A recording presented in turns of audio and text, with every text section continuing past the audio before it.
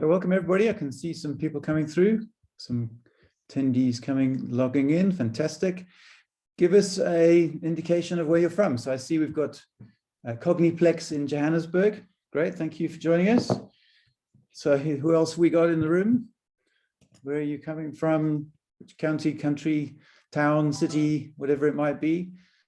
I saw on the registration list that we had people from India, Taiwan, Zimbabwe, even someone from Australia. If you're there, please let me know. Sunny Cape Town, fantastic. Hello, Jenny. Namibia, great. Faris, how are you doing? Hi, Johnny, Sharon, Johannesburg. Yeah, it's a little bit nippy in Johannesburg. I'm in Johannesburg at the moment. It's definitely on the nippy side. Pretoria, just up the road. Welcome.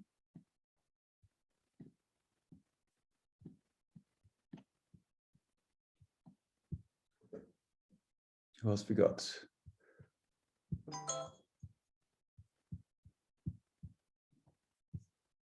Another Cape Town, Nairobi. That's what I'm looking for. So where's the Kenyan contingent? There's lots registered. Just want to make sure that everyone's joining. If not, we'll welcome you in the recording.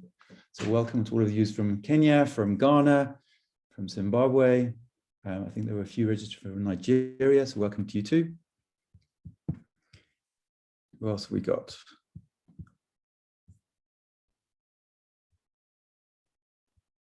So Nell from Cape Town, welcome. Sarah from Cape Town, welcome. Is it Cantha or Cantor, but welcome from Joburg. Joyce, Johannesburg, Pretoria, Hope, welcome. Ali from Johannesburg, Cozy, great, looking good. So I'm going to honor the fact that you guys were on time, and if anybody else joins, obviously they can catch up. So let's just work out, let's move my windows around. And let's get on with it. So what are we going to talk about today? So the idea is to talk about strategy and direction, and I'll give three particular components, which is why the title was 3 reasons why for Boardroom strategy and direction, or why they matter. A little bit about me. Originally from the UK, I came to South Africa in 1992, live in Cape Town. Sirdar Group is the company I now work for, and joined in 2013. And I was in the IT and financial services industry for a long time. And since joining Sirdar, I've been mainly focused on doing some training, sitting on boards, and also involved in a few other operational aspects. What I really want to find out is a little bit more about you. So I'm going to quickly load a poll just to get a sense of who we have in the room. And what I'm looking for is tick all that apply. So if you are a shareholder manager, which means you are a shareholder and a director and a manager in a business, then please let me know. If you are executive director, obviously that's going to apply to, you're going to tick both. But if you're only executive director, then just let me know. Non-exec directors, those are the sort of critical ones I want to hear about. And anybody who's an aspiring non-executive director, because obviously we're talking about that. We're talking about governance. That's the main focus of Sirdar. Great, quite a few aspiring non-exec directors coming through. A few more to tick off. Come on, last few. Come on, we've got to know, I think 7 or 8 of you. Please, yes, just let us know. Are you a shareholder manager? Are you an executive director, non-executive director, or an aspiring non-executive director? And all of that apply. Give you 5 seconds. 4, 3, 2, come on, just tick the box. Great, thank you. So it looks like we've got a fairly even spread. We've got 32% shareholder managers in the room, 21% executive directors, 32 non-exec, and then half are aspiring non-exec directors. That's great. So let's hope we can give you either the confidence to go ahead and become a director, or help you realize that actually this is not something you want to do. Both are absolutely valid. So I'll just share those just so you can see what we had. Great. So let's move out of the way.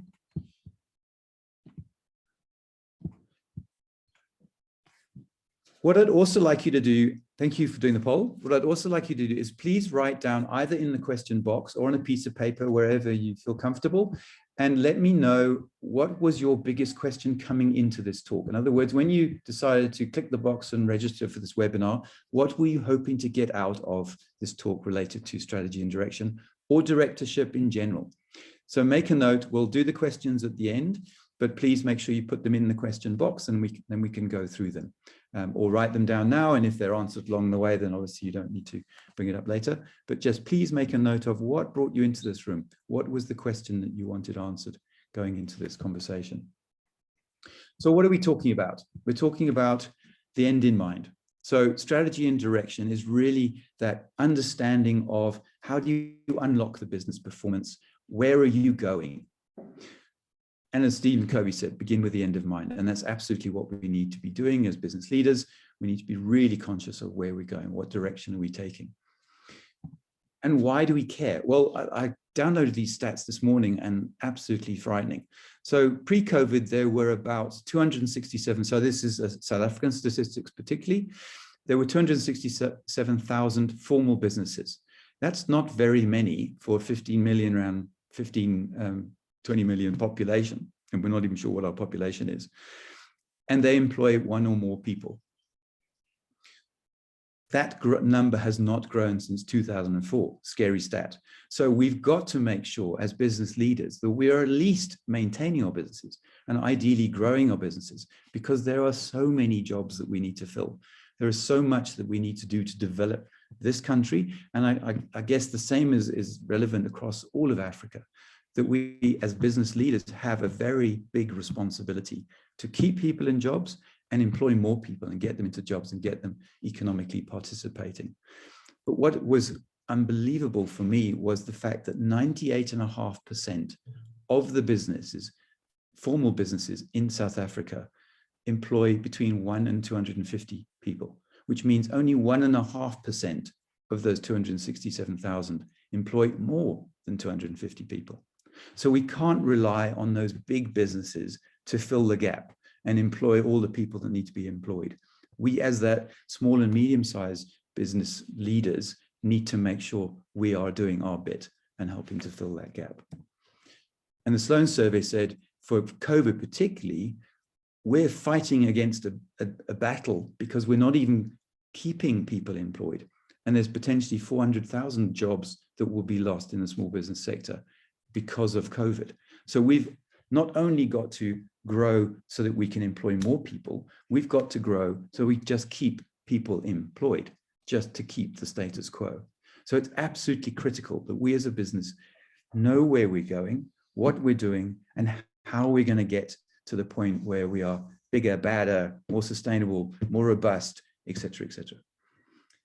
And a key example of a company I've been working with over the last year, coming into COVID. So yes, they'd also done some of this work at the end of 2019, but end of 2020 was when they started to think about how do we get this board process going, because we're starting to realize that we're led by a group of founders who are very operationally focused. They're very much thinking from the perspective of scarcity, as all startup businesses and even businesses that have been around a few years. It's just the way we're wired, because that's what we've had to be for so long to keep this thing going.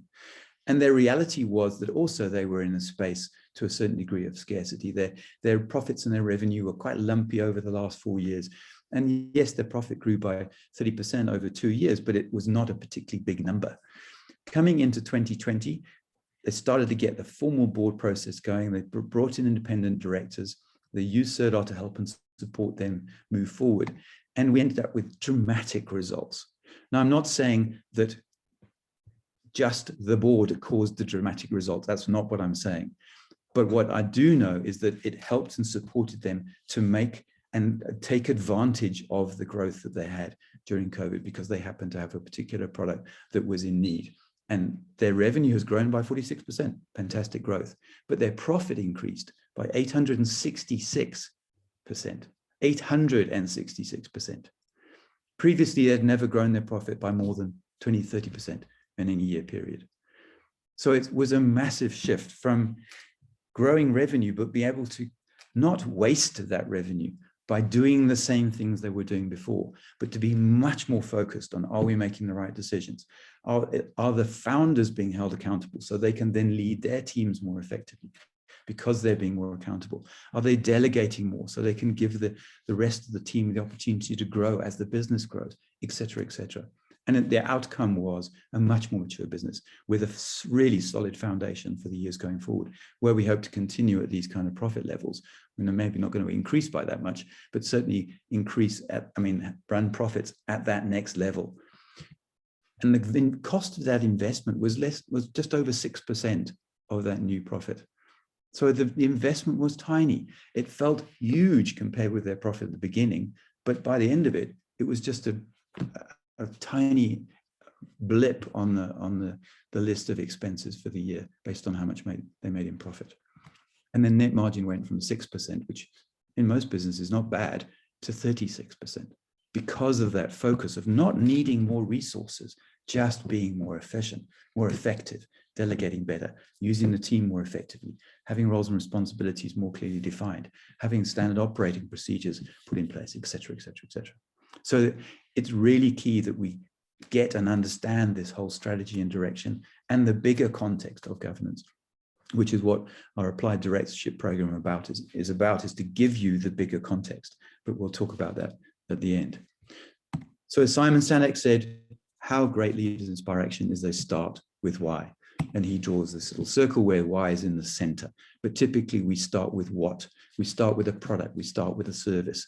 We don't think about the why. And we don't take the time out of our businesses to really work on the business and really be clear on what that why is. And as I think I said in the advert, it's a bit like the analogy from the direction perspective. And I love these cars. I'm very keen to buy one. And it was just an excuse to put a picture of a Jaguar Mark II in a presentation. But the concept was, and what I included in the advert for the webinar was, we habitually every day get into a car and we drive off. But rarely, if ever, do we not know where we're going. Yet in businesses, we do this all the time. We're so focused on the driving, steering, changing gears, negotiating the junctions and avoiding the other traffic on the road. But we don't spend the time thinking clearly about, well, where am I going? Am I on the right road? Do I need to bypass something because I'll get there quicker? We're too focused on the now, the doing, the in the weeds, the delivery against the operational imperatives, the urgent, urgent. And we don't step back and think about, where am I going? Why am I going there? So if this helps, if you think about every time you get in your car, you think, oh, have I actually clarified the direction in my business? Because it's habitual, it's part of the process. It's something we do every day when we get into a vehicle, but we just don't do enough of when we're in the business. So I hope that's helpful.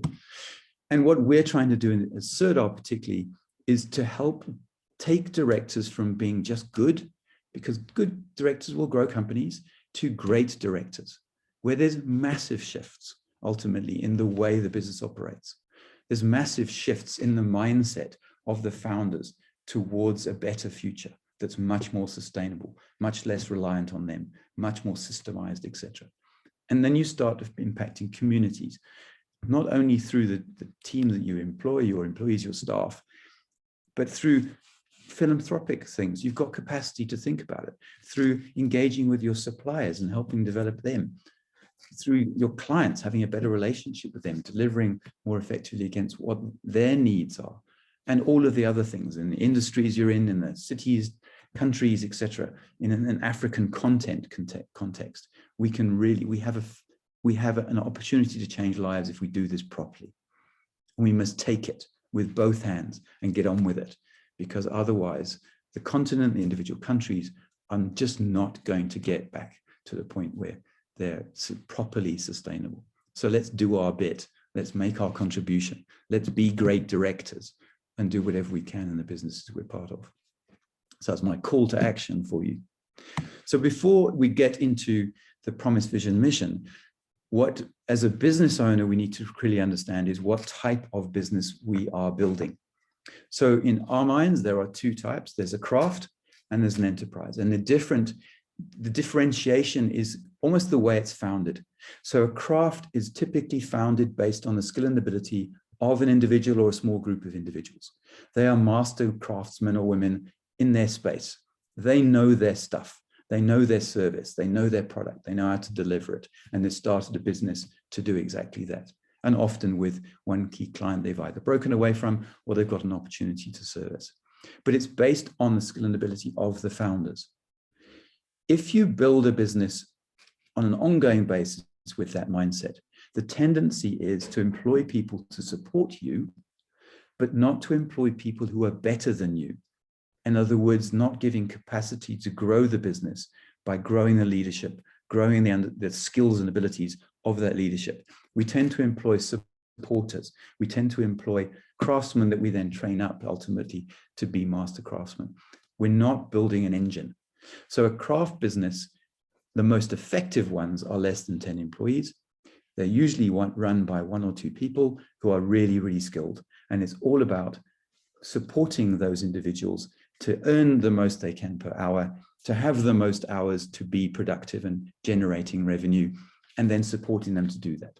So a dentist, a doctor, an accountant, a lawyer, very good examples of where that typically happens. But it also happens in manufacturing businesses and marketing business and all kind of other businesses too, because it's the whole way, the whole construct is based on the founder. An enterprise is all about the team. It's all about building a team so that the business has value. A craft has very little value because as soon as you take the craftsman away, there is very little left.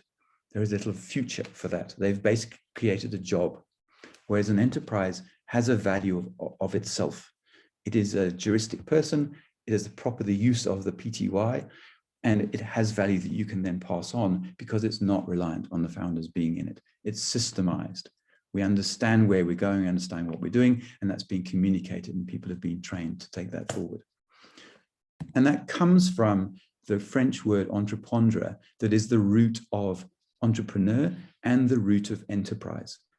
And this is where this concept of promise comes from, because the word entreprendre means to undertake or promise.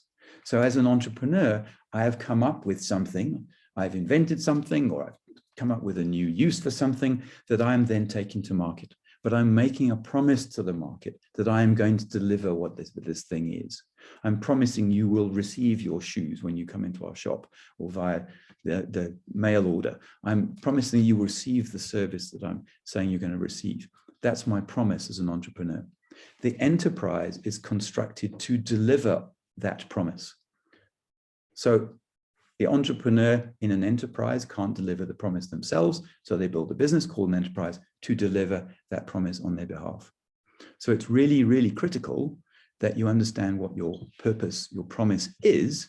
Otherwise, how are you communicating that to the enterprise, and how does the enterprise take that forward? So I hope that makes sense.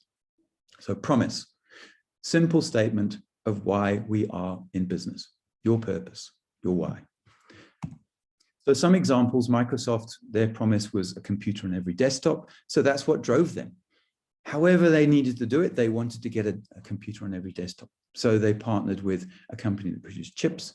They worked with anyone and everyone that would supply the hardware, and they made sure that their software was on it, running it. And they had all kinds of programs to get computers onto the desks of students and of people at home and all of those kind of things, with a goal of a computer on every desktop. Nike bring inspiration and innovation to every athlete in the world. So it's more than just making shoes. Apple, computer in the hands of everyday people. I think that's probably changed actually, because it's far more than computers, but that's where they started. Schwab helping investors, but Disney is the one I love because it's about creating magic. So if you think about Disney, you go to a Disney park, and if you haven't, I'm sure it's a business discountable expense because it's a fantastic learning experience about how a promise works in practice. You go to a Disney park, you go onto a Disney cruise ship, you watch a Disney movie. If that movie park experience on the cruise ship is not in some way magical, then they have failed to deliver on their promise. So what drives them is to remove the things that we take for granted as mundane, like rubbish bins and rubbish trucks going through the main street of Disneyland, etc. When your building's under repair, you don't see it. It's covered by this beautiful either representation of the building behind hoardings or something completely different, but you can't see the reality that's going on behind. The magic is maintained. There's no rubbish trucks going up and down Main Street because they're emptied from underground. The lion stands on Lion Rock because there's an air conditioning unit, and that's where they want to be. So they're standing there with the flowing hair, and it's magical for your children, and it's magical for adults. So how do they do that? How do they do that? That's amazing. So everything they do is trying to create magic. So how as a business are we creating magic? What is our promise? How are we delivering to the market? How are we showing up? And are we consistent? And that consistency then starts to drive all the decisions we make going forward, because we're really clear on what it is that differentiates us from everyone else. So how do we do that? What is the, let's get into the how. So you need to start with, when working out what your promise is, you need to start with what can we not help to do? So I love this picture of a tennis ball, and I have two dogs that are absolutely obsessed with tennis balls, preferably the squeaky variety, but they will chase a tennis ball all day, every day, given half an opportunity. So what is it as an organization that we can't help but do? We can't help but focus and spend an immense amount of time and effort on the detail of this amazing product we produce. It's just the best possible quality that we can envisage and come up with and train our skills and whatever to produce. Is that what we can't help but do? If we try and do something that's quick and get it out the shelf quickly, we want to slow it down. We want to make it better quality. So what is it? You need to find that. You need to find that ball chasing, that dog chasing the ball. What are our ingrained habits? Then the other piece is what is unique about us? Where do we run against the stream? Because at the end of the day, and particularly in the environment where we're marketing online, we need to be really clear on what is the differentiator. How do we stand out from the crowd? Where do we run against the stream? What is unique about us? And Frances Fry, so that's spelled F-R-E-I, if you want to look her up on TED Talks and the internet, and it's Frances, F-R-A-N-C-E-S. But she talks about what are you unapologetically bad at? And she's done a few talks on that and talks on many more. But the particular piece that we've taken on board as an organization when we were going through our strategy and direction was, what do we say we don't do? Sorry, we don't do that. Because it's really clear, and once you get it, it's clear, okay, well, when we're making a decision about who our client should be, we've already got a list of the things that we are going to say no to. Because often as entrepreneurs, particularly when you're starting, you say yes to everything. But there becomes a point where you can't do that anymore, because then you're not unique in your landscape anymore, in your industry, in your market. You need to be clearer and clarify, which means you need to say no to things. So you need to understand, what are we unapologetically bad at? And we say, look, we don't do that. We're not very good at that. Go to so-and-so, so-and-so, so-and-so. Build up a relationship with various other companies you can make referrals to. But as an organization, that's not what we do best. Sorry. And then write down your story. What is your story? What are the words you use? How do you talk to each other? How do you talk in your marketing internally? And what are the metaphors you use? All of those kind of things, and bring those together to try and work out what your promise is. So looking back, what shaped you? What is shaping you now? What will shape you in the future? All of these things come together and help and support you to come up with that short, sharp phrase that is the promise that then takes you forward. And in the companies I've been working with, where they've been through this process and they've spent a day or even 2 days just trying to work out what this thing is, the moment they get it, the energy lifts in the room. It's almost like this, it is that eureka moment of, we've got it, we found it, we know what we're doing. Now we can apply that. We've got clarity. And then when you look at the next decision they need to make, they're already referring back to that, saying, well, is that driving that promise? Yes or no? Yes, it is. Absolutely. Cool. Let's do it. Or no, it's not. So you can make decisions much more easily. You can clarify your products, your services, who you've even got in your team much more easily, because you've got a clear understanding of what you're about and what promise you're making. And the other part that's critical to not forget is to understand what the values are of your organization. And if you can try and build that into the promise as well, otherwise make sure it's really clear in your vision. So guiding values, what are the most important values that undergird your business? And obviously they need to talk to the promise. So now you've got clarity on what promises, you can start to analyze and see, well, what are the values that drive our business? What are the values of us as individuals? What are the values of our team members? What is the way the organization presents itself to the market in terms of values and culture? And alignment with the promise that we're making. So try to define what the top 3, 4, 5 values are. And again, that becomes part of your system, becomes part of the way you hand over what you do to future generations and the team members lower down the organization. So they get it, and they can also be on this journey with you as you move towards your vision. So strategy is about that. High level is the process. It's a high level stream of decisions we need to make to move towards our promise and move towards our vision. It's the way you get from A to B. And that's driven obviously by, we've talked about the promise, but you need to really have a clear understanding of what comes, where you're going, talking about the direction. So when you get in your car, where am I going? And then also the mission is the how, and the now. What do we do now that takes us on that journey? And in the CERDAR context, we use what we call our governance compass, and the applied directorship program is built on these 8 components so that you run 8 board meetings, 8 simulated board meetings with a simulated company, running through board papers of each of these segments. So we're talking about now that first segment, that strategy and direction. And then you start to think about the values, then you start to build an understanding of the organizational culture, but they need to be in alignment. Otherwise you don't get the flow, you don't get the momentum going because things are pulling in opposite directions. So if this image helps in the wheel and turning the wheel and getting the momentum going in the right order, if this helps you sort of picture this in your mind, then yeah, by all means, come back and watch this section of the recording and see what the diagram looks like. So now we've got our promise. Now we need to know, where are we going? What is the picture of where we're going? And it could be a 3 to 5 year view, or even a 2 to 3 year view based on the volatility in the markets at the moment. But what is that picture? Can you explain it to someone? Can you draw the picture? Better still, can you paint the picture? So all of the visual thinkers, the high activating energy people like me can see it. So I know where we're going. I know when we get there because I've already got it imprinted in my mind.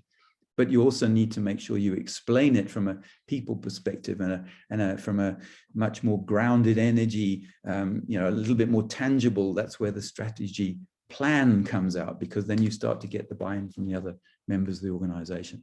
But it needs to be really clear. So it's the clear concept of what we are trying to achieve, the destination.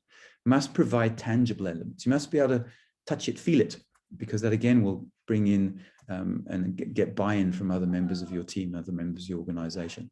So it's got to have tangible elements. What does it look like? How are you going to recognize when you get there, et cetera, et cetera. Not sure what happened there, something flashed onto my screen. Whereas the promise defines the reason we're in business, the vision is the end result. And we need to give it a timeline. Yes, you can say our 100-year vision is X, but if you don't have a vision over the next 3 to 5 years, then it's really difficult for most people to come on the journey, because it's just too far ahead. They can't conceptualize it.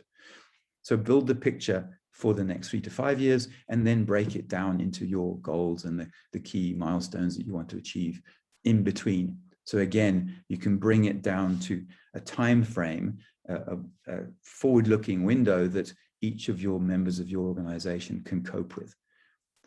Some people really struggle to understand and see something more than a month or 2 ahead. Others can work 6 months or a year ahead. Others can work 3, 4, 5, 10 years ahead. But you need to make sure that you've broken your vision down into small enough chunks that you bring everybody with you on the journey. So clearly articulated enables you to identify the key obstacles, the challenges, the issues, etc. Because we've got a really clear picture of where we're going. Now we can work back and check the route and just see where there's mountains, where there's hills, where there's valleys in the way that we need to then compensate for and go around if necessary. but we can only do that if we know where we're going.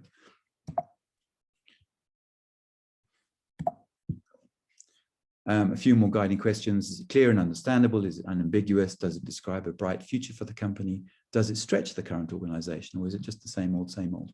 Is it vivid, powerful, valuable? All of these things are really critical to think about when coming up with your vision.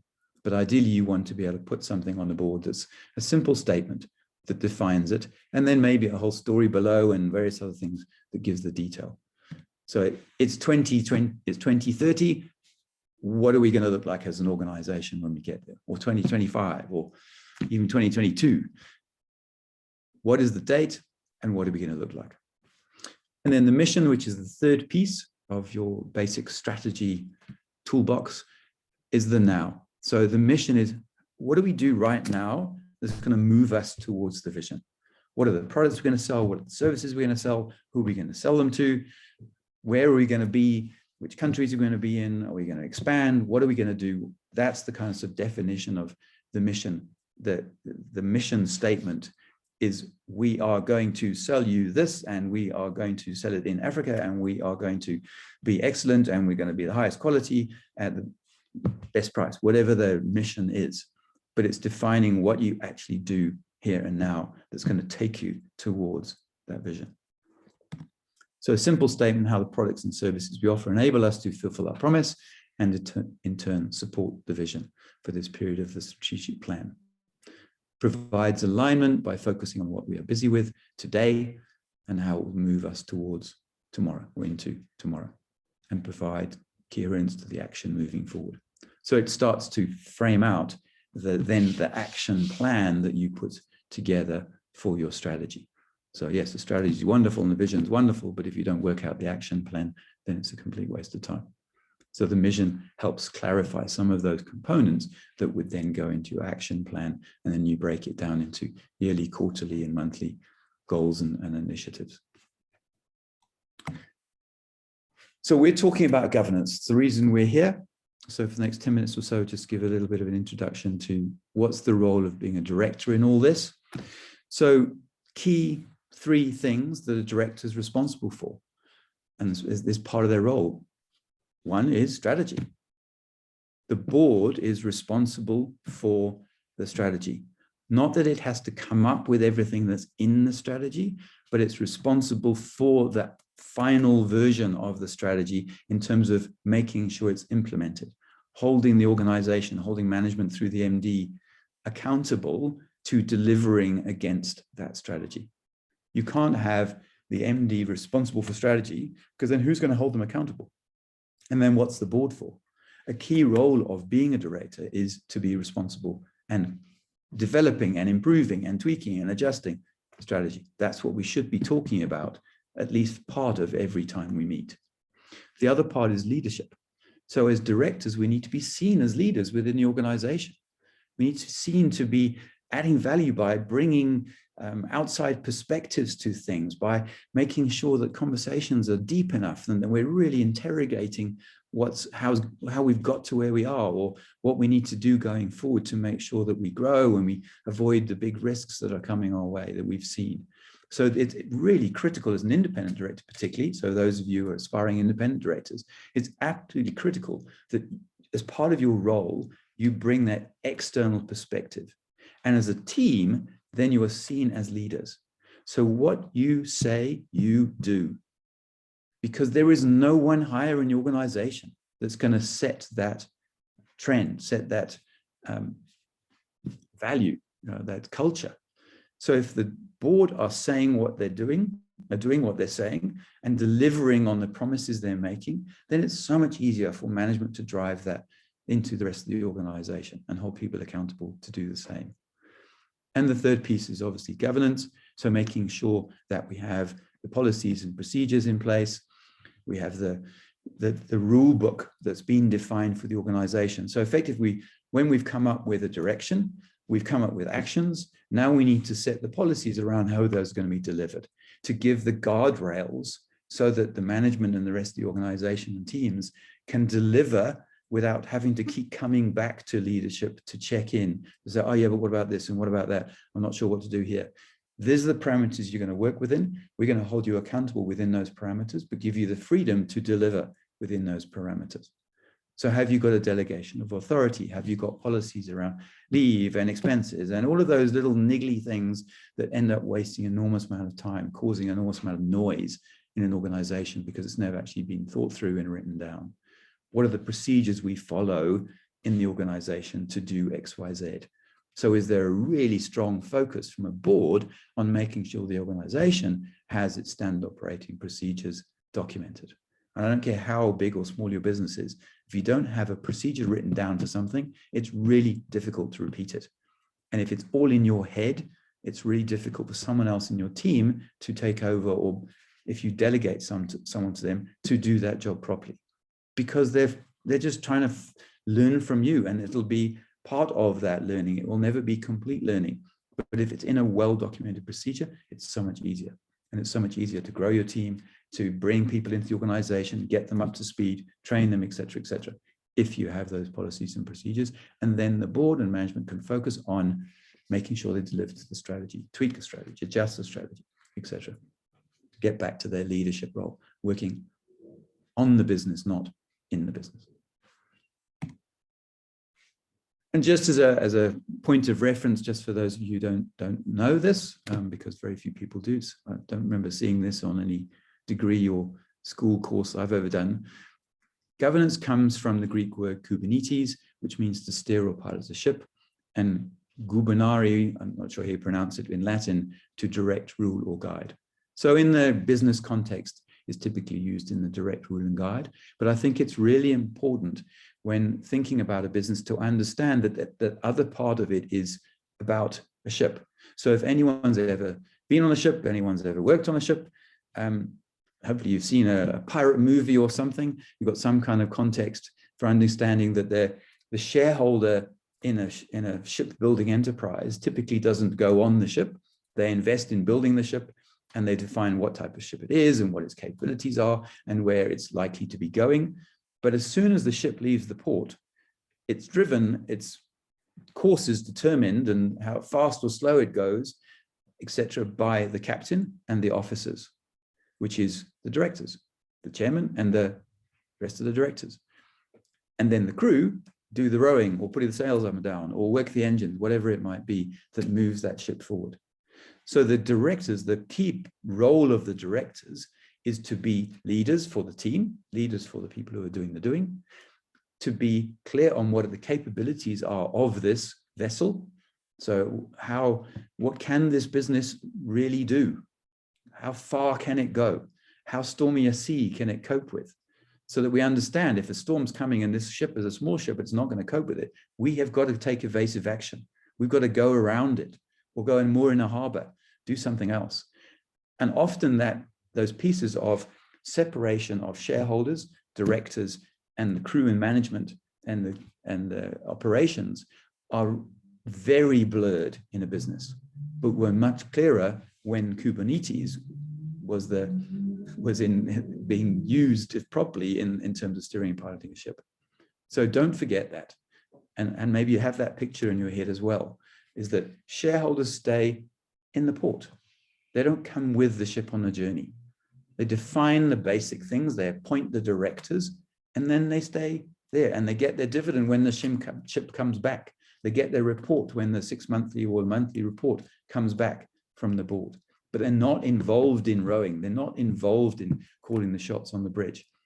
They're on the land, staying on the land, having done their job, of found the leaders, and then put the investment into this vehicle so it has the resources to take on its journey. And then the directors direct the ship, the directors direct the company. So conscious of time, quickly just run over some basic stuff. So what does a high performance board comprise of?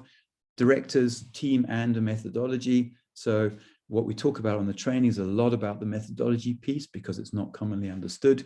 We all understand that the board needs directors, but how do you operate as a team as directors? And again, the training is designed to help and support directors to understand what they do as a team in a boardroom, but also to understand how you get best value from the team in the rest of the organization that's driving the information up to the board and they're receiving the information from the board and then disseminating it and taking action. So all three of those components are really, really important to have a properly, highly effective, high performance board. And what we define as a high performance director, so those of you who are looking for thinking about non-executive director roles, this is what you need to be able to do and deliver. So if that sounds a bit scary, that's, I suppose, part of the point. You need to be obsessed with creating meaningful economic impact. As a director these days, it's not an on-off switch, it's a 24/7 job. You need to be thinking about the company you're a director of all the time. This is not a 9-to-5 thing, and it's not just when you're in the meeting. You need to be thinking about helping, supporting the management, sending information to them that you've found somewhere else they might not have seen, hearing about something that's happening in a marketplace that may be relevant to this organization, an opportunity, whatever it is, you need to be putting into that company and be obsessed about creating that meaningful economic impact through their role on the board and their role in the economy. And also not afraid to have the tough conversations. So as a director, it's critical to understand that a key part of our role is to have the tough conversations, to confront the elephant in the room, to call out the executive or the other directors who aren't working as a team. They're being obstructive, or they're just being emotional about something that we need to be really clear and concise and factual on. It's about having those tough conversations, being that lone voice in the room if necessary, to make sure that the risks are avoided if you can see them, or the opportunities are taken if you can see them, and not just go with the flow. This is not about going with the flow anymore. This is about making really hard decisions. And the mundane aspects is about just reading the papers, do the homework, read the board papers, read the information papers, do some research, make sure you really understand the business, go and walk the floor, all of those kind of things. Mundane, but absolutely critical. And then the board, similar concept, but it's about the rhythm, decision-making, holding the company accountable. So I touched on it before. And holding it accountable to a standard that's never been held before. So as a founder, you're going to hold the business accountable up to your sort of tolerance or how far you want to be accountable. If you started the business because you didn't want someone else to tell you what to do, well, then you're going to probably have a relatively low ceiling on accountability, which is going to be reflected in the rest of the team. The most important part of the board is to hold the organization accountable to everything that impacts it. But most importantly, to make sure it's performing at the standard it could. It's fulfilling its potential.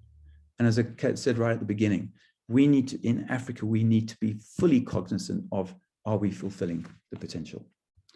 And that leads to this leverage concept of, if you've got strong directors in a strong boardroom context, then you've got the lever to move company performance.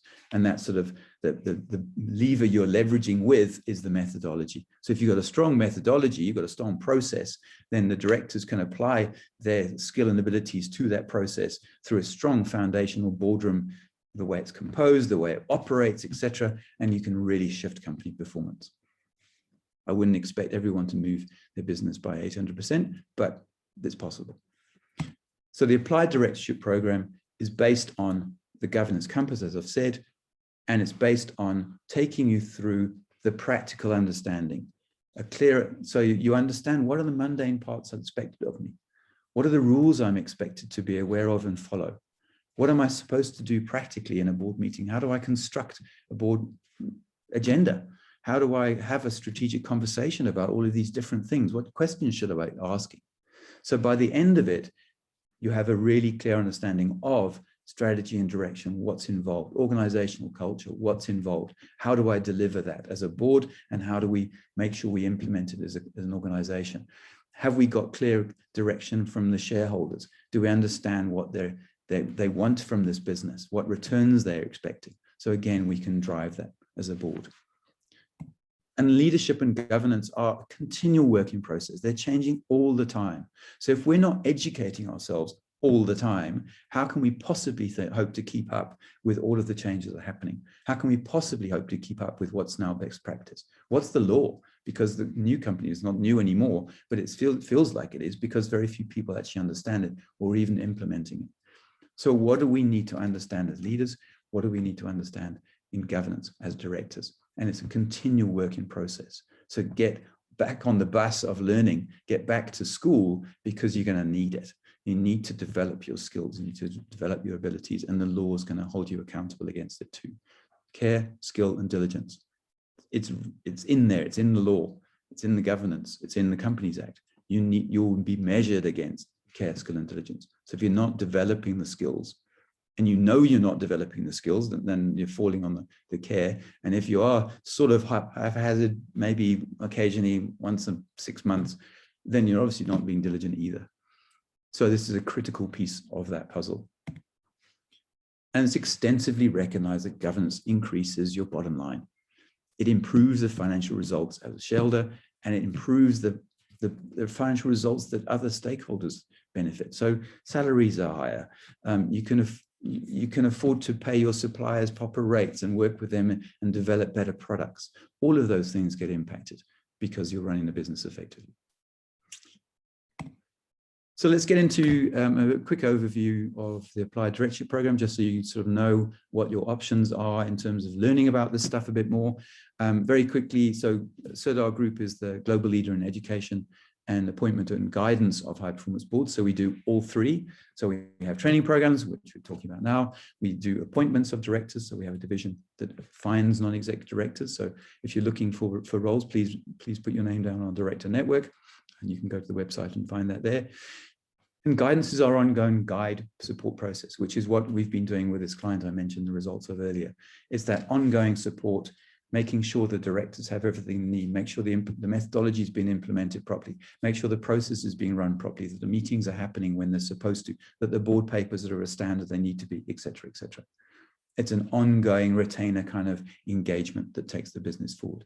And then other tools that we've brought in is we have a relationship with Onboard, which is an online board paper system from the UK.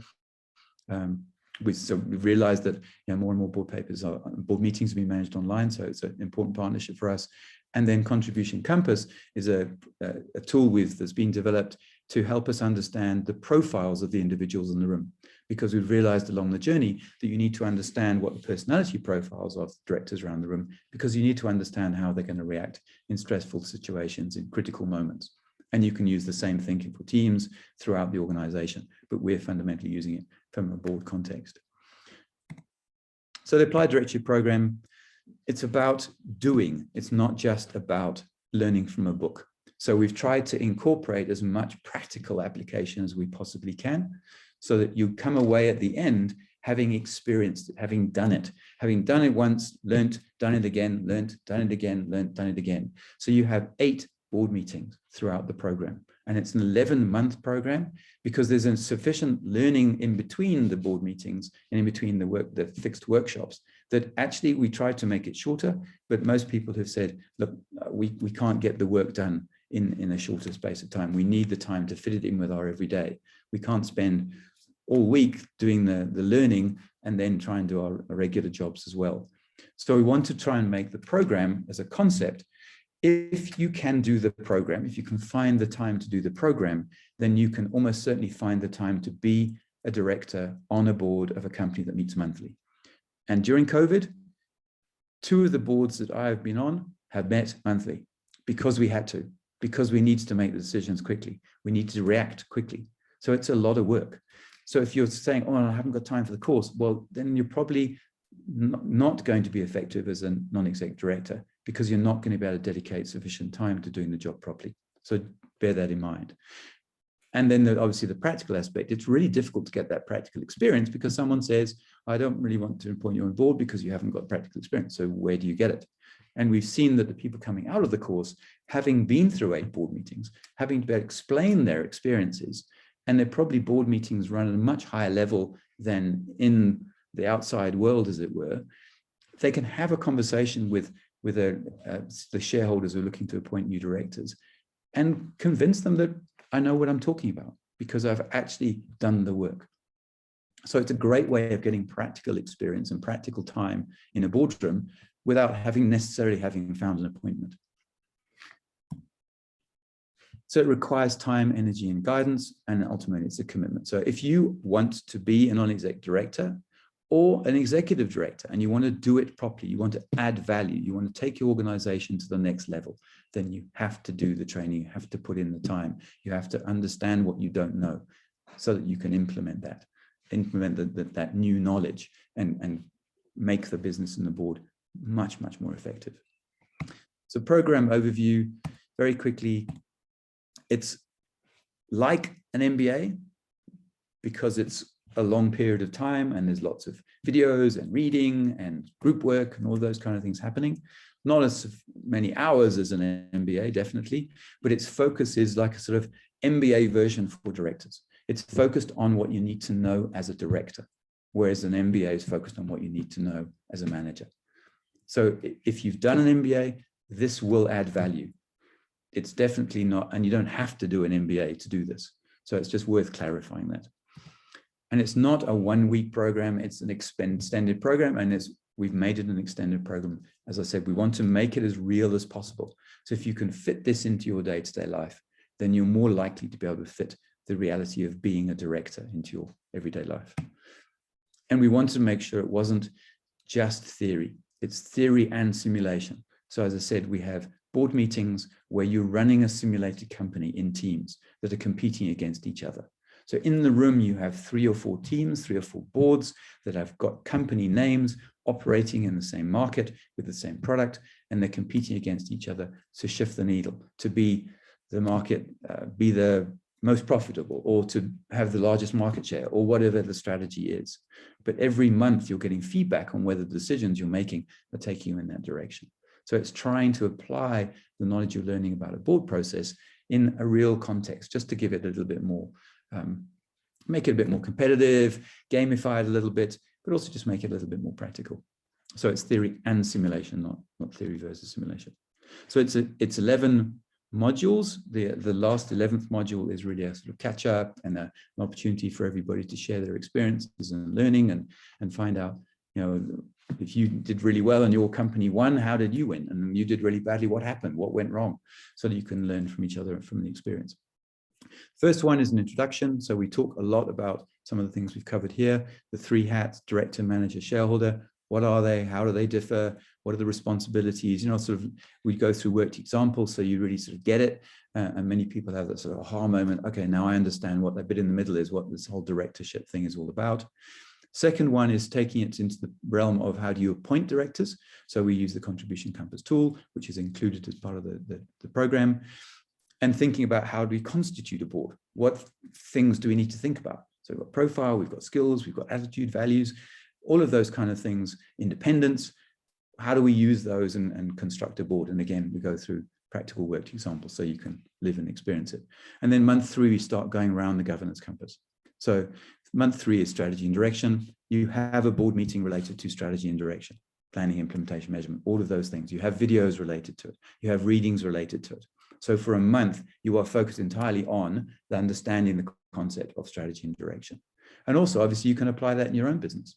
And whatever you struggle with or questions you have, you can then bring back to the group, bring back to the facilitator to be answered. Because everyone in the room is a director. Everyone in the room has got some element of a shared experience. So why not learn from each other all the way through this journey in your specific groups, but in the wider class? Well, I'm really battling with implementing this concept in strategy. I really struggle and I can't do it. What's your experience? Oh, we did this, we did that, we did that. So you can start helping and supporting each other, mentoring each other to take yourself forward. Next is organizational culture. So have you got a culture defined for your business? What does that mean? How do you do it? So again, videos, some TED Talks somewhere in these various videos, or other universities courses on these different topics. And again, readings to sort of give you the theory and the background, and then you go and try and implement it in a board meeting and see what that feels like. And think about, well, what's the culture going to be of our little team? You know, when are we going to have our pre-board meetings? Is it acceptable for someone to miss one? You know, how do you catch up? What happens with the workshop day, the module day? Is it okay to miss those too?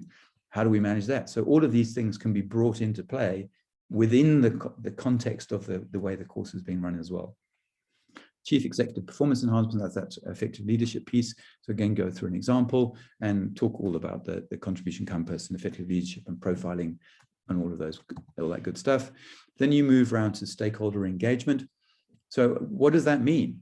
And that's a much broader context than where it was maybe a decade ago, or even less in America, where the shareholder was the only stakeholder you worried about. Now we have so many more stakeholders we need to consider, and so many more stakeholders who can actually call you out as a business, because they're looking at what you do, not just the output, or how you do it, as well as the output. So if you're taking shortcuts in your process, if you're using slave labor, you're polluting the rivers, all of those things are absolutely relevant now. But not that long ago, there wasn't really much of a consequence for that anymore. So are you making sure the business is sustainable from an economic perspective, from an environmental perspective, from people development perspective, all of those kind of things, the social impacts, the environmental impacts, the engagement with various other suppliers, the industry bodies, all of those kind of things is part of that stakeholder engagement. So there's a lot of discussion on that in that section. Then shareholder expectations, how do you draw up a dividend? How do you what are the different types of returns that shareholders might expect, and what kind of behavior does that likely to drive, etc. Moving on, risk appetite, very important. And this is typically what most people think of as the only thing in governance. So we want to make sure that this is covered and understood, and what are the different metrics you can use. Then finance, so budget setting, the capital structuring, all of those kind of things, some really interesting talks and videos on that topic. And then the last piece is you do an evaluation of the board. You've just had 7 board meetings with the board. Let's do an evaluation. So we take you through our process of how you do a board evaluation, again, so you can experience it for real and start to see how you can implement that cycle into your organization. So we use the contribution compass tool, as I said, and it helps understand who's sitting around the room. And we said every seat is precious. We want to understand what everybody's individual contribution is to that team and where the gaps might be, so that we can fill those gaps. And that's where independent directors play a very key role. And that's coming back to the governance compass. So 11 months in total, a maximum cohort of 20. We can't take more than 20. 3 or 4 boards typically in the room, so 4 or 5 people per board, 8 simulated board meetings, as I mentioned, and 4 hours dedicated in your calendar sessions for a 4-hour session per month, so 11 4-hour sessions. So we give you the calendar at the beginning, put it in your diary, just like a board calendar. This is when you're having your board meetings. Make sure you don't have anything that interrupts those. This is not a movable agenda item in your diary, just like if you were on a real board. And we would recommend that you try and make available 3 to 4 hours per week for preparation online learning. Some people want to go a lot more detail and do a lot more reading and research, and you'll need more. But I really would recommend at least budget that amount of time if you want to get through everything. So this is not, okay, well, I'll just go to the session and I'll deal with it. It's just like a real board. You need to prepare. You need to spend half a day at least preparing from a board meeting. And we've just obviously added some learnings in there as well. And a network of like-minded individuals. There are only directors in the room. And now with the opportunity with online is fantastic, because it means that everybody around the room could be from anywhere in Africa or even outside Africa. So we get much more exposure to different countries. You get a certificate of attendance and a certificate of competence if you've demonstrated that you've been through the materials and you've learned enough to receive it. And I'm not going to go through all of this stuff, because let's get to the other pieces where we want you to join us on programs so that you can challenge your thinking. So this will challenge your thinking. This will cause you to have to unlearn some habits which are no longer helpful. It'll improve your prospects if you're looking for board positions. It'll definitely improve the running of your organization, even if you just use it within the business you're an executive director of. And obviously it begins your journey as a high-performing director. So if this is something that's really important to you, this is a great place to start. Buffett says best investment is in yourself. So how much are you budgeting to invest in yourself? How much are you budgeting to invest in your journey as a director? And what this program costs is $4,497 plus VAT and deposit for $950. But we've got all kinds of payment plans. And the next cohort starts on the 12th of May. So if you can move heaven and earth to be there for that first session on the 12th of May, or if you're available already, brilliant, but be there because this is the start of a journey that you won't regret. It's a journey that I've been on in this program, and it's transformed my abilities as a director, no doubt. And as a little sweetener, we've said that we'll offer a $250 voucher if you book before the 30th of April. So please get onto the link, which I'll just show now. And the idea is that you can spend that on the ADP program. You can put it towards your fee for the ADP program, or you could put it towards other training programs or other services that we offer. It's up to you to decide. So as I said, it's a voucher you can spend on the CERDAR, any CERDAR products or services you feel fit. So that's the link. So http bit.ly/ADP online, all capitals. So if you want to register for this program, go to that link, fill in the application form, which will look something like this. I don't think it's changed since I took the screenshot. A few details that we want to capture around why you want to do the program, so that we can see that you are not so much qualified, but you've got the right idea about the outcome, because we don't want you to do the program and then not achieve what you're hoping to achieve. So it's really important for us to know what your particular goals are for doing this program. And then we confirm that you're at the right level, that you will be able to contribute in this group. Unfortunately, we can't bring in people who are too junior because we don't get the sharing of knowledge and understanding that we're expecting for everybody to contribute. So in preparation for base camp, not during the climb, it gets you to summit. So what are you going to do to prepare on this climb? Is it joining a program, or is it doing something else? But you need to make a decision. So I'm just going to load this poll if I can find it. Polls, next steps. So just give us an indication. So this is what you're asking us to do. So would you like us to call you about something or send you something? Please fill that in. And whilst you're doing that, let's go through some questions. So I've got a question here. How do you work with a board on strategy and direction on non-profit? Good question. And when many of the non-exec directors are passionate but lack knowledge of corporate governance required to ensure the NPCs managed correctly. We're actually working with a few NPCs at the moment. Some of them have taken the view that it's really important to set aside a portion of the investment they receive in terms of grants, well, not investment, but the monies they receive in grants towards the education of the board, because they are managing such large amounts of money. It's absolutely critical they know what to do with it and how to manage it properly and drive the organization forward. I know that can be quite a difficult conversation with the grant funders, but it's actually a good conversation to have, because I think there's far more awareness with the people who are making those contributions that they want to make sure it's spent wisely. And if they know that the directors on the boards of these organizations are properly trained, then they know they're going to get a better outcome. So that's one way. The other is to try and encourage the individual directors to invest in themselves. So it could be a short program, it could be reading a book, it could be something, but it needs to be something because of the responsibilities. You're responsible for the spending of that money in the way it was intended. You're responsible for making sure the organization is run according to those measurements of care, skill, and diligence, and the standard fiduciary duties of doing everything in the best interest of the organization, regardless of whether it's an NPC or whether it's a for-profit. So it's usually a funding problem.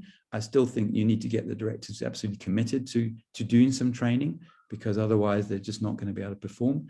And it may be something you need to start thinking about in terms of the criteria for bringing directors on board, is to make sure they're actually committed to doing some training. So I hope that helps answer your question. Thank you, Anita. Apply direction program delivered online. Yes, so we used to run this program as a face-to-face. So we had a cohort in Nairobi and one in Accra and one in Joburg and one in Cape Town. But as soon as COVID hit, we shifted everything to online. So we've been running them online since March, completely online since March last year. So all of the board meetings or these workshop sessions are held online, and then you go into breakaway groups. So Zoom allows you to go into breakaway groups. So you go into your breakaway group, you have your board meeting, and then you come back into the full session and have the discussions and the feedbacks and all of that kind of stuff that goes with it.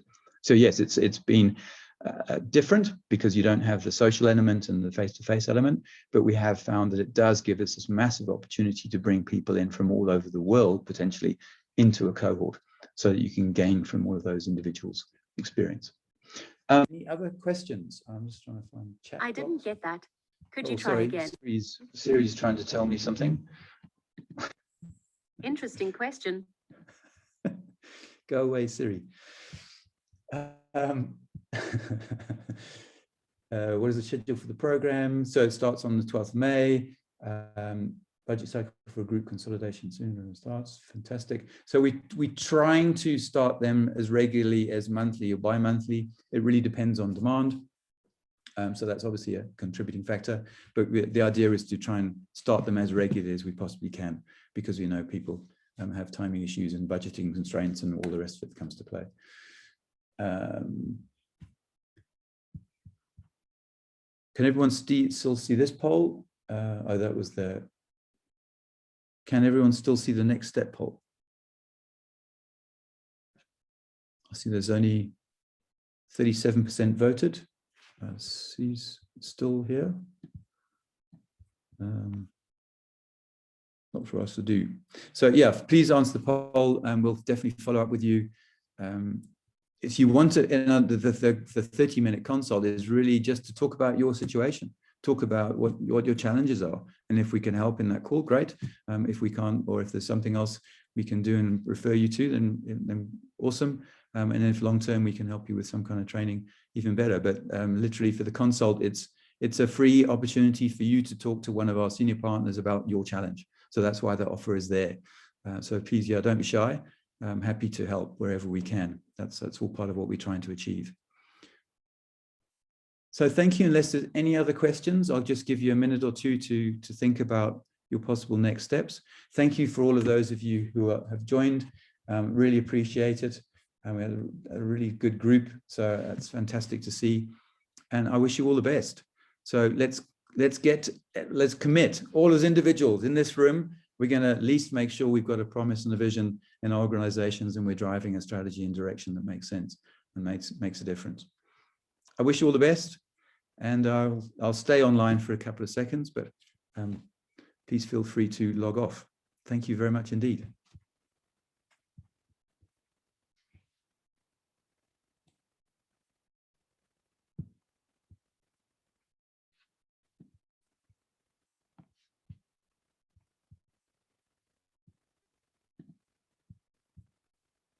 And sorry, Anita, yes, it's certified, as in we offer a certification. It's not linked to any bodies at the moment, but we're working on that. And I'll email you that response if you've already logged off. Thank you, everybody. Have a wonderful afternoon.